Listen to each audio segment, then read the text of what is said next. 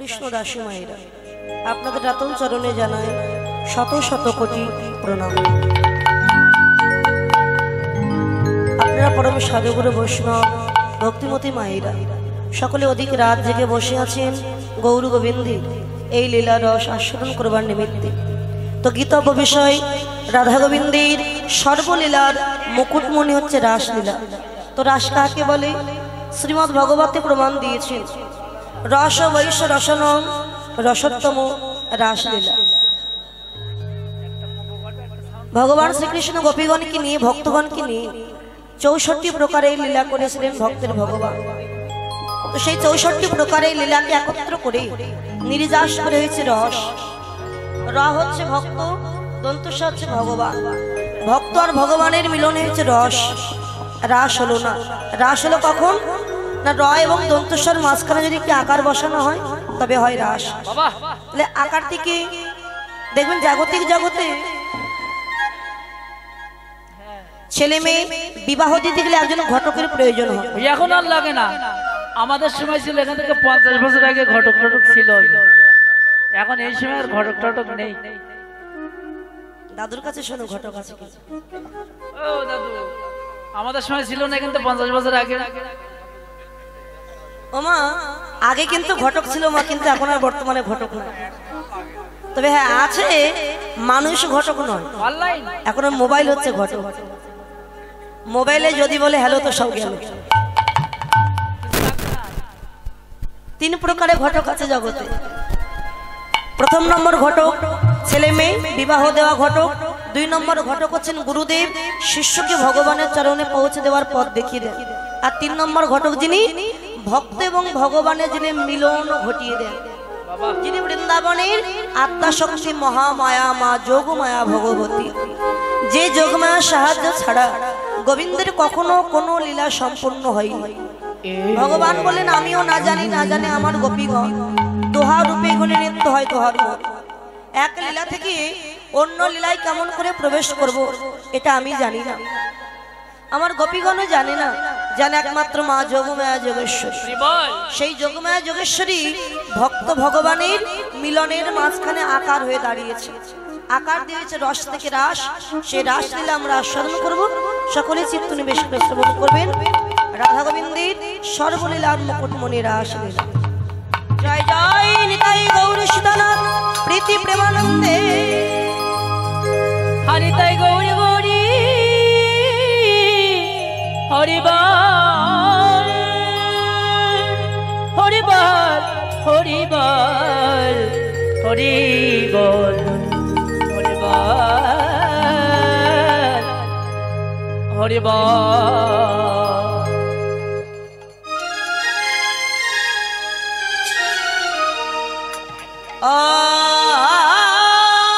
বৃন্দাবন লীলা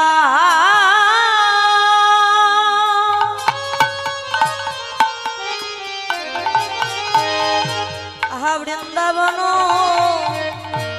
লীলা গোরা মনে।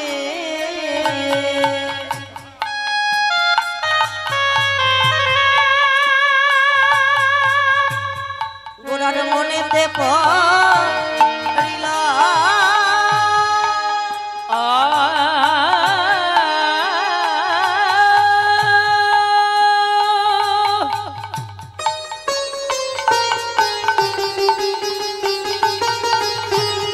ও বৃন্দাবন লীলা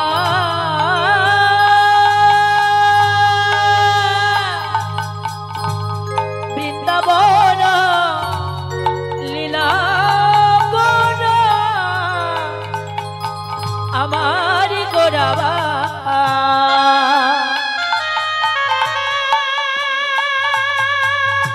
গোরার মনে পড়িল ও কিবা জম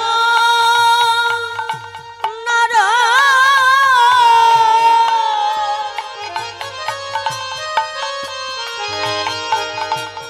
ভাব সুরা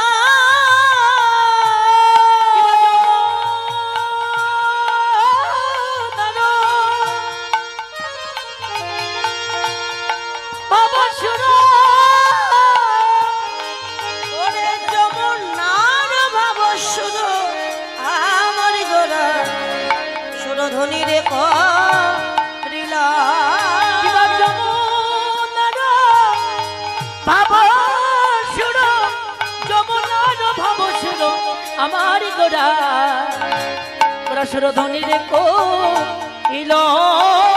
বলে এই তো যমুনা, এই তো যমুনা, এই তো সেই যমুনা, বলে এই তো সেই যমুনা, আমি পেয়েছি তার নমুনা, এই তো সেই যমুনা, পেয়েছি যার নমুনা, এই তো সেই যমুনা। না না হব না আর আনে মোনা, এই তো সেই যমুনা, না হব না আর আনব না, এই তো সেই যমুনা। আমার শচীন নন্দন গৌর বলে এই তো সেই যমুনা, নিতাই গৌর হরি হরি ওরে বলে এই তো সেই যমুনা। এই সাউন্ডটা দেন। সচিদানন্দন গৌর বলে এই তো সেই যমুনা। তোমরা দেখে নাও দেখে নাও, দেখে নাও দেখে নাও, যাদের দেখার মতো নয়ন আছে দেখে নাও দেখে নাও, দেখার মতো নয়ন আছে দেখে নাও দেখে নাও। দেখার মতো নয়ন আছে দেখে না, আমার গুরু চরণ হিয়াই ধরে দেখে নাও দেখে নাও, আমার গুরু চরণ ঘিয়া ধরে দেখে নাও দেখে নাও। একবারে জয় দাও জয় দাও, জয় দাও জয় দাও, জয় দাও জয় দাও, জয় দাও জয় দাও, জয় দিলে জয় হবে, জয় দাও জয় তোমরা দাও, জয় দিলে জয় হবে, জয় দাও জয় দাও। জয় দিলে জয় হবে, জয় দাও জয় ওরে দাও। প্রতাপ জ্বালা জুড়াইবি জয় দাও জয় দাও, জ্বালা জুড়াইবে জয় দাও জয় দাও। হয় এমন ভাগ্য হয় কি না হয় জয় দাও জয় দাও, তোমার এমন ভাগ্য হয় কি না ওরে হয়, দিনে দিনে দিনাগত, তোমার এমন ভাগ্য হয় কি না ওরে হয়, দিনে দিনে তোমার দিনাগত, চলে গেলে আর হবে না, দিনে দিনে দিনাগত, বললে ধর্ম ধন্য হবে, দিনে দিনে দিনাগত। ধীরে ধীরে দিন চলে যায়। জয় দাও জয় দাও। যিনি নদিয়া বিহারি হরি, নদিয়া নদিয়া বিহারি হরি, যিনি নিরাশ্রয় আশ্রয় দাতা আশ্রয় দাতা আমার শ্রীমন গো আউটি বেশি এই বক্সের সাউন্ডটা দেন। আমার আমার গৌর হরি হে, গোড়ায় আমার আমার আমার গোড়া, যিনি নদিয়ার নবদ্বীপের মাঝে এই কলিযুগ জীবকে উদ্ধার করিবার জন্য সুদা বাঁকা প্রেমধন নিয়ে সচি মায়ের গর্ভ মাঝের উদয় হয়ে প্রত্যেক জীবন ধারে ধারে জি কে নিবে বলে দুটি ধর জল ফেলে এই ধরায় গলা গৌরী দিন বাবা সেই দুরাচারী জীবকে উদ্ধার করিবার জন্য আজ ইজ্জতের সাথে হাতে পায়ে ধরে তরবার লাগি উদ্ধার করিবার লাগি আমার ঘোড়া ঘোড়ায় আমার ঘোড়া ঘোড়া ঘোড়া আজ দাঁড়ে দাঁড়ে নাম বিলাইছে।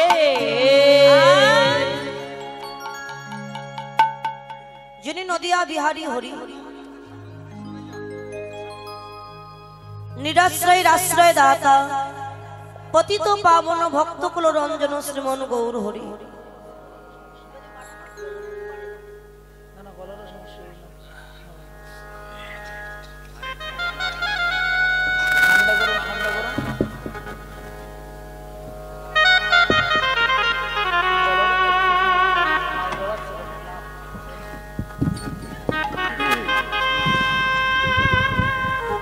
ভক্তির ভগবান গৌরাঙ্গ সুন্দর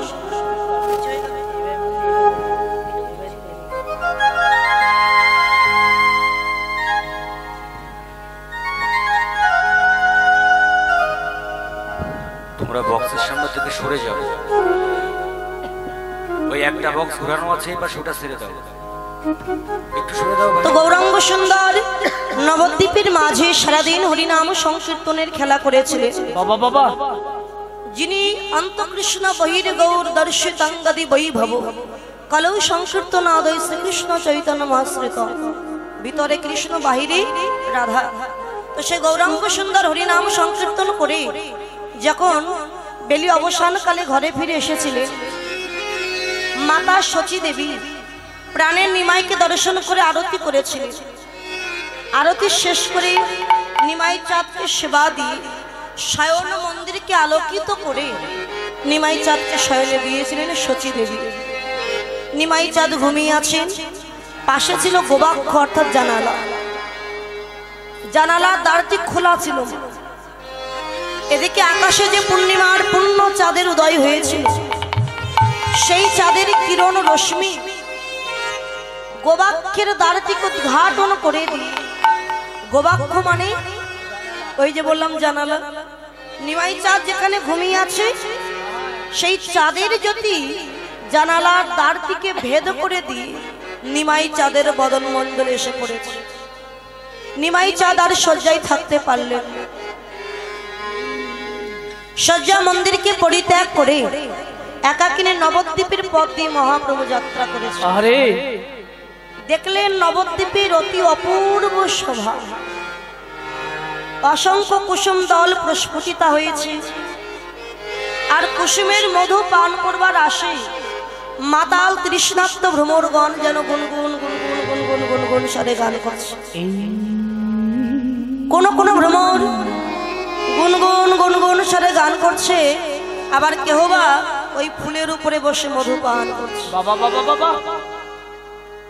সেই গুঞ্জনধ্বনিকে শ্রবণ করে মহাপ্রভু একাকিনী ওই সুরধ্বনি গঙ্গার কূলে গিয়ে দাঁড়িয়েছে। গঙ্গার কূলে গিয়ে হেমদণ্ড বাহু উত্তোলন করে দিয়ে যখন দাঁড়িয়েছে, সুরধ্বনি গঙ্গা মহাপ্রভুকে দর্শন করে ভাবছেন, প্রভু কোটি জন্ম সাধনা করে যে চরণ পাওয়া যায়,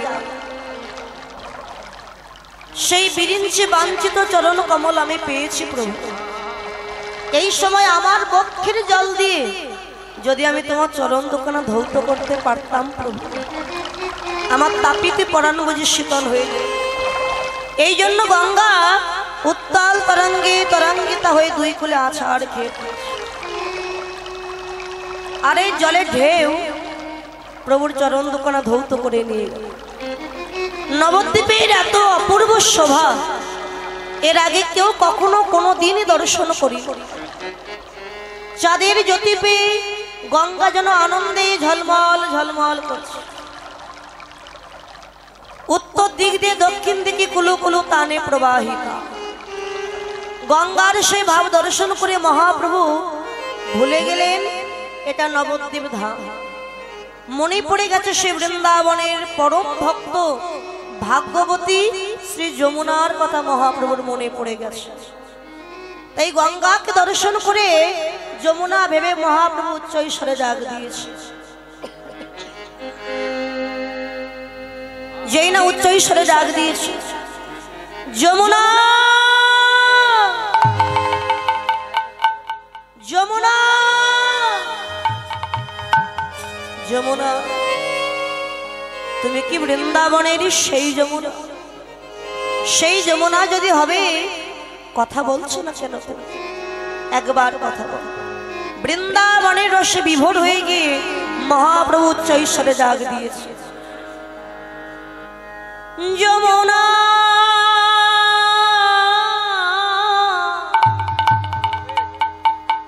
আরে ও যমুনা, তুমি কি সেই যমুনা প্রবাহিনী? তুমি উজান চালো যমুনা,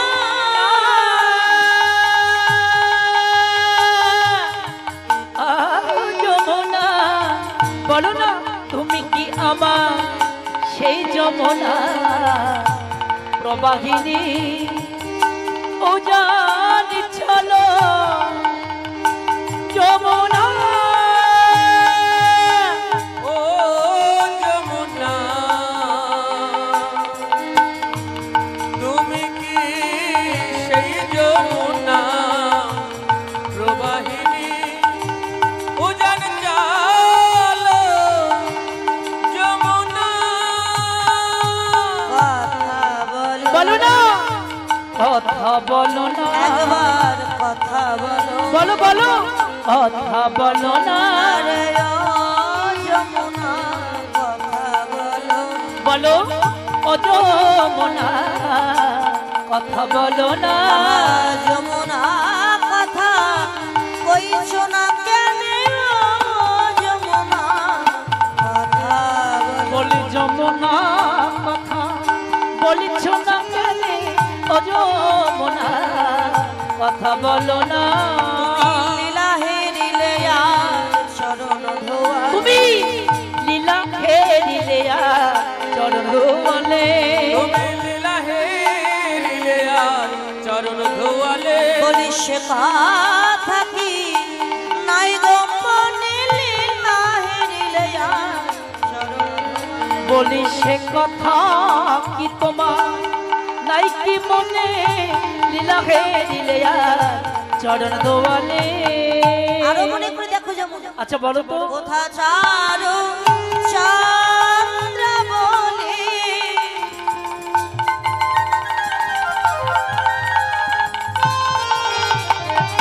আর কোথা বাসে জল যমুনা কোথায় চারু চন্দ্র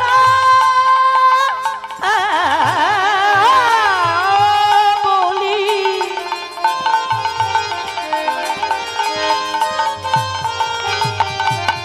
কোথায় সেবা জল কোথায় রাস বিহারী হরিব বংশীধারী মমে নবমে নদিনী কোথায় রাজবিহারী ওই বংশীধারী মমে নবমে নদিনী কোথায় রাজবিহারী বংশীধারী মমে নবমে নদিনী যমুনা ও যমুনা তুমি কি সেই যমুনা প্রবাহিনী উজান চালো যমুনা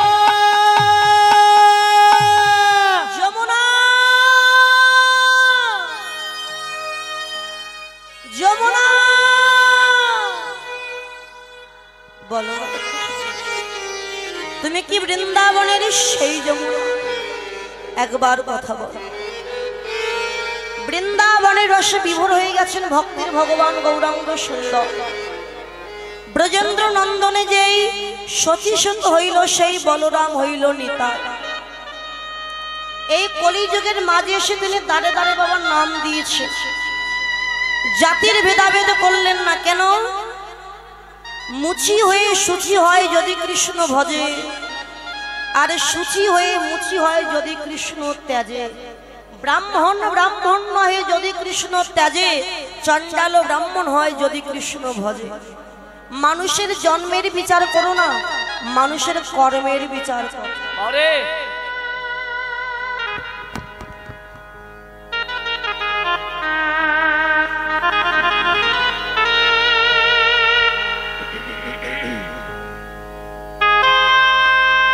দেখবেন বাবা গ্রামের কোনো ছেলে নিচু জাতের ছেলে যদি বিশেষ ক্যাডার হয় আমরা গ্রামের লোক কিন্তু গর্ব করে বলি ওই ছেলেটা আমাদের গ্রামের ছিল ও আমাদের গর্ব আমাদের গ্রামের ছেলে বিশেষ ক্যাডার হয়েছে কিন্তু কেউ কখনো বলবো ও আমাদের গ্রামের ছেলে ওর তো নিচু জাতের ছেলে এটা কেউ বলবো না ও যে এত বড় চাকরি পাবে এটা নিয়ে আমাদের গর্ব কি তাই না মা?